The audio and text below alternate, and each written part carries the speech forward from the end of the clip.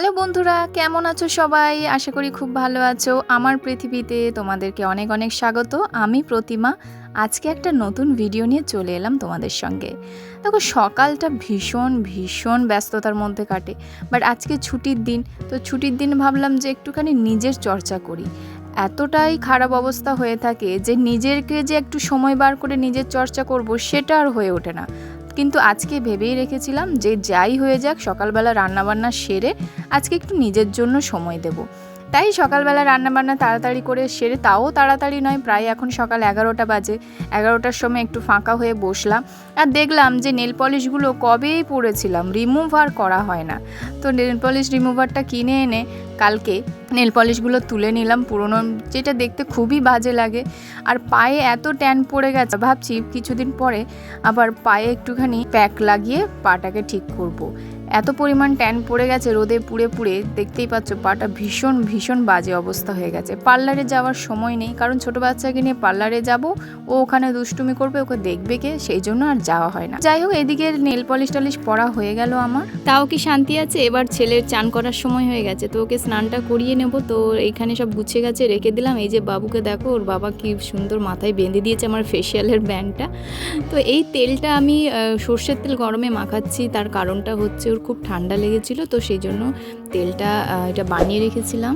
তো এই তেলটা মাখিয়ে দেবো। আর এই তেলটা মাখালে আমি দেখেছি যখনই ওর ঠান্ডা লাগে তখন কিন্তু ওই ঠান্ডাটা কেটে যায়, মানে ঠান্ডা লাগাটা চলে যায়।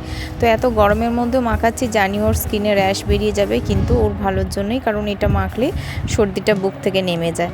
তো যাই হোক, এখানে ওদিকে ওকে চান টান করিয়ে নেব। চান টান করিয়ে আবার ওকে খাওয়ানোর পালা, কারণ ছোটো বাচ্চা খেতে ও নিজেকে ওকে দিলেও নিজে খেয়েও নেবে, কিন্তুখানি একটুখানি আমি খাইয়ে দিলে তাড়াতাড়ি খাওয়া হয়ে যাবে, নাহলে নিয়ে বসেই থাকবে খা খা বলে বলে তোমার মুখের ব্যথা হয়ে যাবে। তো যাই হোক, এখানে চান হয়ে গেছে। চান টান করে ওর রোজই ডিউটি, মানে রোজকার ওর ডিউটি যে ও এসে একটুখানি ঠাকুরকে পুজো তো করবে ঠিকই, কিন্তু ভোলে বাবাকে এত চান করাবে ভোলে বাবারই ঠান্ডা লেগে যাবে। তো এই যে এখানে মন্দির, এখানে আমার বাড়িতে যে সব আচার ফাঁচার ছিল সেগুলো রোদ দেখে আমি রোদে দিলাম। কিছু আচার ছিল যেগুলো বোন দিয়েছিল, বোনের শাশুড়ি মা আমাকে করে দিয়েছিলেন, কারণ উনি জানেন যে আমি আচার খেতে খুব ভালোবাসি। আর এগুলো হচ্ছে দেশের বড়ি, গ্রামের বড়ি। তো সেই সব কিছু রোদে দিয়েছি, কারণ অনেক দিন ধরে রোদে দেওয়া হয় না। রোদে না দিলে একটা বাজে বিচ্ছিরি গন্ধ ছাড়ে, একটা গুমো গুমো গন্ধ ছাড়ে। তো ভাবলাম যে আজকে একটুখানি রোদটাও করা উঠেছে, কয়েকদিন বৃষ্টির পর, এত বৃষ্টি ছিল কদিন ধরে যে রোদটাই পাচ্ছিলাম না। তো আজকে সেই জন্য রোদে দিয়ে দিয়েছিলাম। এই আচারটা আমার ঠাকুমা বানিয়ে দিয়েছিল, তেল ঝাল আচার। এটা ভীষণ ভালো খেতে। তো প্রত্যেকটা আচারই ভালো খেতে। আচার এমন একটা জিনিস যে যাই আচার হোক না কেন, সত্যিই খুব খেতে ভালো লাগে। তো যাই হোক, এগুলো এখন রোদে টোদে দিয়ে এবার চলে যাব ছেলের কাছে, কারণ ছেলের মোটামুটি পুজো টুজো হয়ে গেছে। এবার ওকে তুলে দিয়ে তারপর জামা কাপড়গুলো ছিল যেগুলো, সেগুলো কেচে নিলাম। তোমরা আমার বেসিক্যালি ছোটো ছোটো ভিডিওগুলোই দেখো, যেখানে আমি আমার দুপুরের যে খাবার দাবার যা রান্না করি সেগুলো তোমাদের সঙ্গে শেয়ার করি।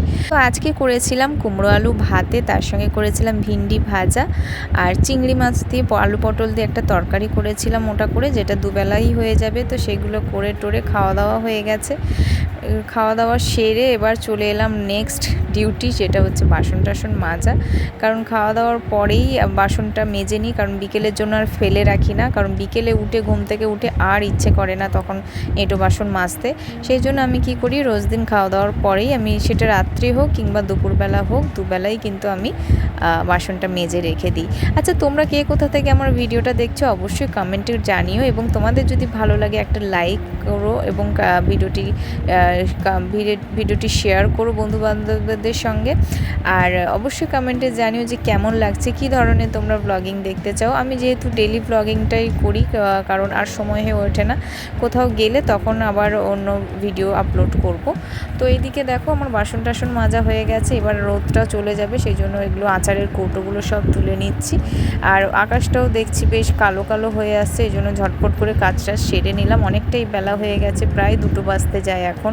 তো এবার ছেলেকে ঘুম পাড়ানোর সময় হয়ে গেছে, কারণ ও সকালবেলা ওঠে, তো মর্নিং স্কুল থাকে, ওই জন্য ভোর উঠে বলে তাড়াতাড়ি ওর টাইমে খাওয়া দাওয়া করিয়ে এবার তাকে শোয়ানোর একটা ব্যাপার থাকে। আর এইদিকে তোমার দাদা সব জামা কাপড়গুলো তুলে নিয়ে এলাম, সেগুলো সব গুছিয়ে গুছিয়ে পাট করে রাখছে।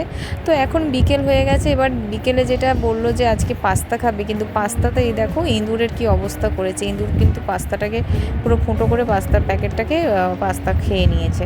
তো যাই হোক ভাবলাম আর রাখা যাবে না, এবার এটাকে করে নিতে হবে, কারণ বেশি দিন রাখলে আর পাস্তাই থাকবে না, এখানে সমস্ত খেয়ে নেবে। তো এবারে বিকেলবেলা ভাবলাম যে টিফিনে কি করব, পাস্তাটাই করে দিই। ওইদিকে ছেলেও ঘুম থেকে উঠে পড়েছে, এবার ওকেও এবার খাবার দিতে হবে, টিফিন দিতে হবে, সেই জন্য ভাবলাম যে ঝটপট করে নিই। আর সবথেকে বড় ব্যাপার হয় গ্যাস হলে তাড়াতাড়ি হয়ে যায় রান্নাটা, কিন্তু স্টোভে তো একটুখানি সময় লাগে, একটু নাই অনেকটাই সময় লাগে। তো সেই দিকে আমি সেদ্ধ চাপাতে বসে এদিকে সবজিগুলো কাটাকুটি করে নিচ্ছি। আর একটুখানি সবজি দেবো, জানি ছেলে খেতে চাইবে না, তাও দেবো, কারণ সবজি না দিলে ভালো লাগবে না, সেটা পাস্তা হোক বা চাউমিন হোক। তো সেই জন্য আমি কাটাকুটি করে এদিকে সব রেডি করে নিচ্ছি, যাতে করে এগুলো দিয়ে সবজি আমার এখানে কাটাকুটি হয়ে গেছে। এদিকে পেঁয়াজও কেটে নিয়েছি, এদিকে দেখো সেদ্ধ হয়ে গেছে সমস্ত পাস্তা। এবারে আমি চাপিয়ে দিয়েছি কড়াইতে, অনেকটাই সময় লেগে গেল। তো ভাবলাম যে একটুখানি রান্নাবান্না করে বেরোবো, আজকে গণেশ চতুর্থী। তো কলকাতায় তো এখন দেখছি বেশ ভালোই গণেশ পুজো হচ্ছে এদিক ওদিক। তো ভাবলাম যে একটুখানি টিফিন খেয়ে বেরোবো, কারণ বাইরের জাঙ্ক ফুডটা খুব একটা যে ভালোবাসি তা নয়, কখনো সখনো মন করলে খাই। তো বেরোলেই যে খেতে হবে এরকম কোনো আমার ব্যাপার থাকে না। আমি একটু ফুচকা খেতে খুব ভালোবাসি, তো সেই জন্য বেরোলে একটুখানি ফুচকাটাই আমি খাই রোজ দিনের একটা আমার ডিউটি থাকে যখনই বেরোই বাইরে।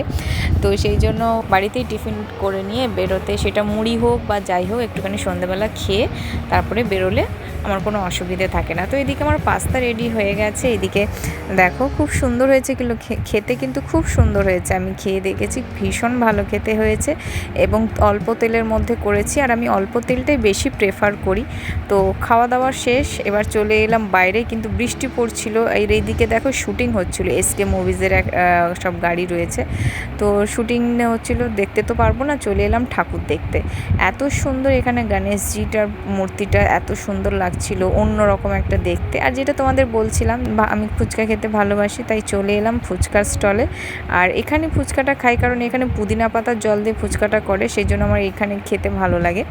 তো পুদিনা পাতার জলে ফুচকা সত্যিই ভালো লাগে। তো বাড়ি এসে আবার সেই এক ডিউটি, চলে এলাম আবার রান্না করতে। বেগুনগুলো ছিল, বেগুনগুলো ভেজে আজকে রুটি ছিল, তো রুটিটা ভেজে নেব। তোমাদের দাদা ভাজা রুটি খেতে বেশ ভালোবাসে। তো বন্ধুরা, আজকের ভিডিওটা তোমাদের আশা করি ভালো লেগেছে। যদি ভালো লেগে থাকে অবশ্যই সাবস্ক্রাইব করে পাশে থেকো চ্যানেলটিকে, নতুন চ্যানেল তো সেই জন্যই বলছি বারবার যে সাবস্ক্রাইব করে পাশে থেকো, এবং ভালো লাগলে ভিডিওটি একটা লাইক করতে ভুলো না। তো আবারও দেখা হচ্ছে কোনো একটা নতুন ভিডিওতে, ততদিন সবাই ভালো থাকবে, সুস্থ থাকবে। টাটা সবাইকে, thank you so much for watching.